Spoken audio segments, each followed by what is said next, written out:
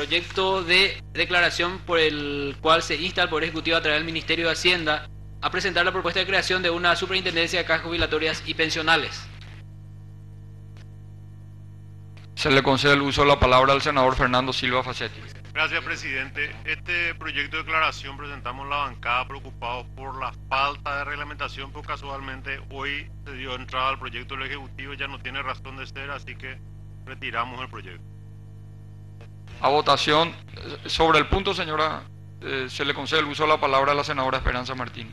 Gracias, presidente. No, era solamente para pedir justamente aclaraciones, porque nos parecía una declaración un poco particular, instar para que ellos hagan la normativa, y por eso queríamos saber qué interés había detrás de esto, ¿verdad? Y realmente preocupación, porque en estas últimas semanas ha habido una serie de comentarios sobre cambios en la Carta Orgánica del IPS. Ha habido preocupaciones de que aparentemente ha sido presentado en el ámbito privado, con invitaciones selectivas, un proyecto también que va a hacer uso de los fondos jubilatorios, de que hay tendencia a migrar a modelos como el que hizo Chile en las décadas pasadas con resultados no muy halagadores. Entonces, realmente queríamos conocer el alcance, pero ya entonces solamente vamos a hacer el seguimiento de este proyecto que está entrando y que nos preocupa de sobremanera por los comentarios. No lo conocemos, pero hay mucha inquietud en diferentes sectores al respecto. Gracias, presidente. Se le concede el uso de la palabra al senador Fernando Silva Facetti.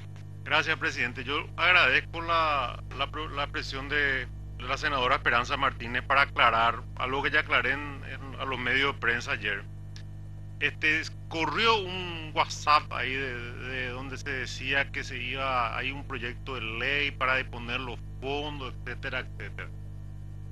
Y confunden, y increíblemente lo que es la viralización, ¿verdad? Pues lo genérico a partir de ese WhatsApp, confunden la ley de la modificación de la ley de obras públicas. ¿Te acuerdas que tenía Esperanza un artículo, ¿verdad?, que se establecía, se facultaba a los entes previsionales a poder invertir fondos en proyectos de obras públicas? Ese artículo fue derogado por este mismo Congreso Nacional el año pasado, en el 2014. O sea, no existe más esa posibilidad. Hay una ley, un proyecto de ley que fue presentado por la bancada que modifica algunos artículos de la ley de la Carta Orgánica del IPS. En el primer lugar, lo que busca, y está en legislación, en salud y en Hacienda, es un error que tiene la ley original, donde en cuanto a la distribución, dice, del 100% de los ingresos se distribuirá de esta forma: 54.34 va a fondo de jubilaciones, 39% al fondo de salud y 6.52 al fondo de administración general. Y después, en el párrafo siguiente dice, y el 100% irá a tal lugar. O sea, 200% se distribuye. Un error de la ley que con eso se corrige. También en el proyecto se propone que la fuente de financiamiento de los subsidios de reposo. ¿Cuál es el problema? Uno de los problemas que tiene IPS hoy. IPS, la gente dice, tiene un montón de plata y la salud no se atiende. Son dos fondos distintos. El fondo que tiene dinero es el fondo de jubilaciones, que usa de muy buena salud y tiene más de 1.500 millones de dólares. Que es el fondo que todos los meses se va cargando con el aporte de la gente. Pero hay otro fondo que es el fondo de salud, que es el fondo que se usa para pagar las obras de ampliaciones, para pagar los sueldos del personal de blanco, para comprar los medicamentos, para la ambulancia, para la nafta, etcétera, etcétera, que es como un tubo que entra el dinero y sale porque no da abasto para 2 millones de beneficiarios. Entonces, este proyecto busca un poco fortalecer ese fondo de salud. Y una de las cosas que se paga con el fondo de salud, por eso que no alcanza la plata, es los subsidios, que estamos tratando también ahora. Y la propuesta es que pase al fondo de jubilaciones, que es el fondo rico, el fondo fuerte. Eso va a significar más o menos unos 12 millones de dólares al año que el fondo de salud va a poder usar para mejorar la salud de la gente. Otro punto, obviamente, que ya le pedimos la consulta a Salud y Zapata de O, es pasar esa plata que se va del CENEPA todos los meses, es 1% que recauda se recauda a través del sistema previsional, retiene y esa plata dirigir, como es algo que es beneficio general, debería ser financiado por el presupuesto y no por una recaudación de IPS. Entonces eso va a permitir tener unos 20 millones de dólares más al año para el Fondo de Salud. Escribió ya el ministro de Salud, por supuesto, 10 páginas de plagueo en contra de la idea, pero estamos debatiendo el punto. Vamos a presentar ahí la modificación del régimen de sanciones e infracciones. ¿Qué es eso? Hay gente que va del IPS, no paga, y que es una falta administrativa. Pero hay gente que declara IPS, le descuenta a su funcionario y no paga. Y para nosotros eso es un robo, ¿verdad? Es una estafa, te están chupando tu sueldo y no te están dando el derecho a la jubilación y a la salud. Entonces proponemos la penalización de él. Obviamente va a ser un debate amplio porque hay sectores que no les interesa. Y el otro punto que incluimos en este proyecto de ley que la gente malinterpretó es el acceso a la información. Dentro del registro de IPS hay apenas, no sé, 30.000, 40.000 empresas registradas. Y en Hacienda hay 3 veces más. Y en el Ministerio de Industria hay 2 veces más. Entonces, ¿cómo el Estado, que estamos en una época en donde todo se transparenta, donde todo el mundo tiene acceso a toda la información, no va a tener la opción de poder cruzar los datos y poder identificar las empresas que están evadiendo la previsional y la salud? Porque la evasión del IPS es un tema complicado, porque no solamente se refiere a la salud, sino al derecho a tener un subsidio cuando sea mayor. O sea, ese es el sueldo que va a tener, eso va a vivir esa persona. Y cuando uno tiene 23, 25 años, por supuesto, le importa nada, porque cree que se puede llevar el mundo por delante. Pero cuando ya tiene 55 y 60 años, entonces, ¿de qué voy a vivir yo después? Entonces, ese es el espíritu de la ley. Solamente eso se presenta. Lastimosamente no sé de dónde sacaron el tema de la ley de obras públicas, que de hecho ya está modificado y ya no está más vigente. O sea, no hay absolutamente nada, y valga la oportunidad para aclarar.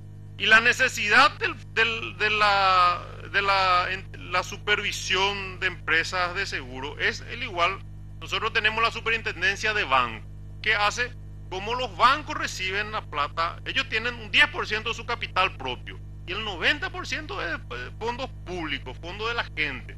Entonces el Estado tiene que controlar y supervisar eso para dar garantía de que esas instituciones funcionen bien. Por eso se creó la superintendencia de banco.